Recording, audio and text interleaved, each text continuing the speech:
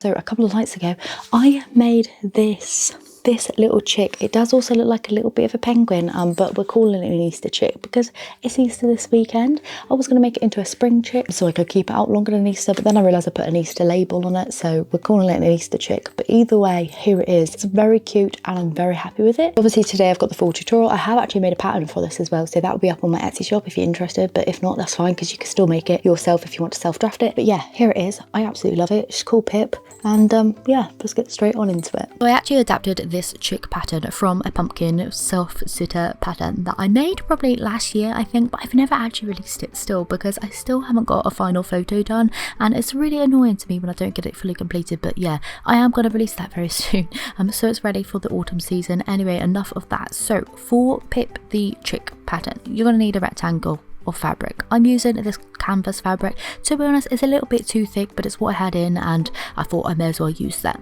You're also going to need a circle of fabric to go on the base of your rectangle. So we're going to fold the rectangle, turn it into a cylinder, and you're going to need a circle to fit that. Obviously I've already measured this for my own, but if you're self-drafting, you can just work out kind of that shape that you need, so the cylinder, and then work out the size of the circle from that. You're also going to need some little eyes shaped pieces like these to make the head of the chick, and we're going to need some little shapes for the wings. You're going to need 5 of the eye shaped pieces, and then you're also going to need 2 doubled of the wings so we can sew those together. So now going over to the sewing machine, you're going to want to sew the short ends of your rectangle of fabric to make that cylinder, like I said, and then attach a circle to the bottom to make a kind of bag. This is a little bit tricky. You need to like really wind it around the sewing machine, work it around so that you just sew in those edges together. It might be easier to hand sew this bit. I often find it is easier, but I just sewed it on my sewing machine and, you know, wrestled with that with a little bit, just sewing that to one side as you can see, and then you can cut off all the excess and turn it the right side around. You're going to want to sew together all 5 of the kind of like eye shaped pieces to make the head,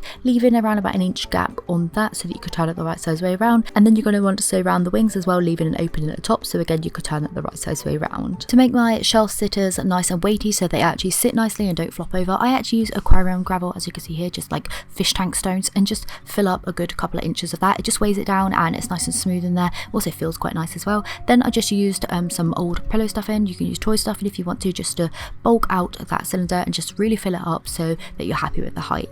Next you're going to want to seal that up, so I just took a really big needle, the biggest needle I could find, with some really strong polyester thread on there. This, I don't know who it's by, but I'll link it down in the description and on the pattern and stuff as well. And you just want to pull that tight, making sure obviously all of those raw edges are then tucked in, and just keep pulling on it and then stitching it down into place, almost like creating a drawstring so that you can close all of that stuff inside, and then you just want to stitch it down into place so that it doesn't open up again. So next we need to move on to the head. Like I said, I sewed those eye pieces together to make a 3D type ball shape, and then I turned it the right size way around through that gap that I left, which was around about 1.5 inches in size. I then just stuffed this with some pillow stuffing. You could use toy stuffing, whatever stuffing you want to use. You can use wool, little scraps of fabric, whatever you want basically. You just want to stuff it until you're happy, and then just stitch that opening closed just with a needle and thread.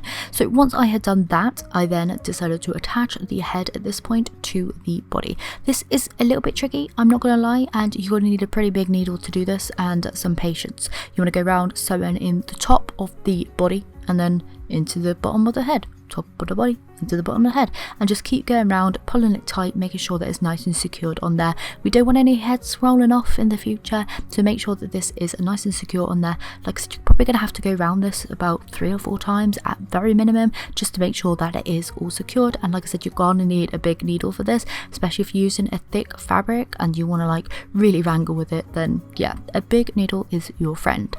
Moving on to the little wings, this here is pretty much the same as the others. Cut off the excess, turn the shape the right size way around, fold in any of those raw opening edges that you still have, and then just press it all out and make sure that all of the edges and all of the seams are nice and smooth. Then once to attach the wings to the body of the chick. So I actually attached mine towards that kind of like neck area of where the head and the body bit basically, and I attached those by kind of just folding in the raw edges and then just stitching it down into place. You could probably use glue, by the way, to attach the head and the body and the wings together. If you're just keeping this as a piece for yourself, that would probably do it. Some hot glue, I think that would work, but if you want it to stand the test of time, I do always recommend sewing over gluing, but just to make it easier for yourself, you can do that.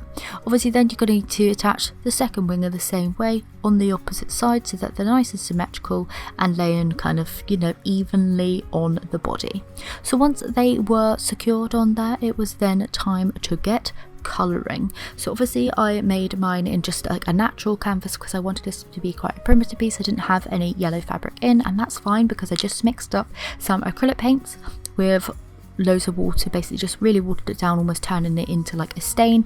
Then I added a little bit of fabric medium in there as well so that it didn't like go really crispy and flaky, and then I just got to work just really brushing it on in there and just working it into the fabric and just staining up all of the fabric basically.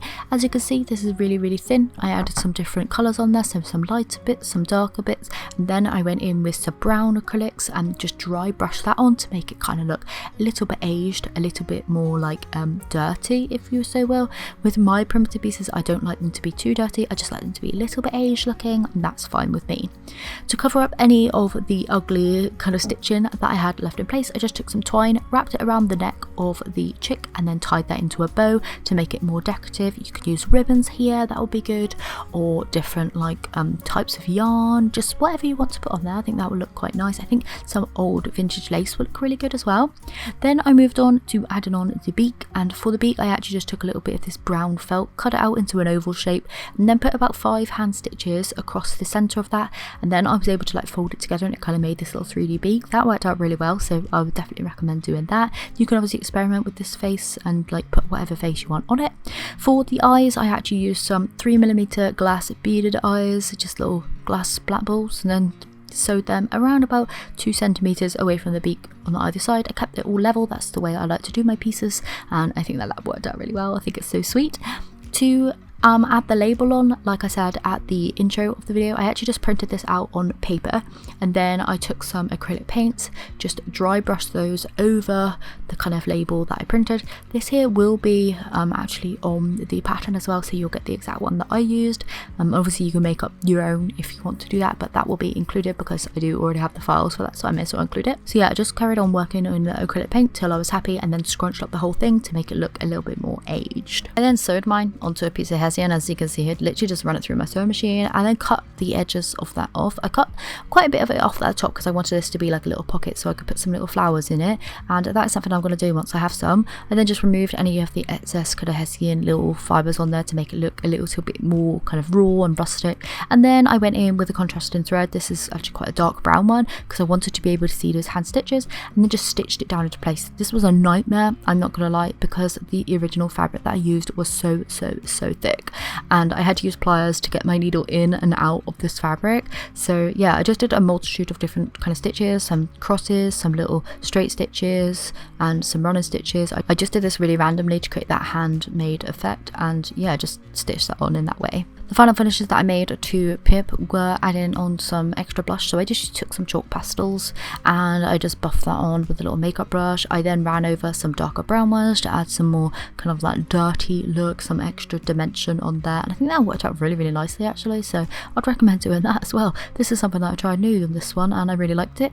Then I sewed on a little rusty bell that I had in my collection. I just sewed that to where the little bow met the body, and I thought that added a little bit of extra cuteness. Okay, so here is the final little character. Look at her, isn't she so cute?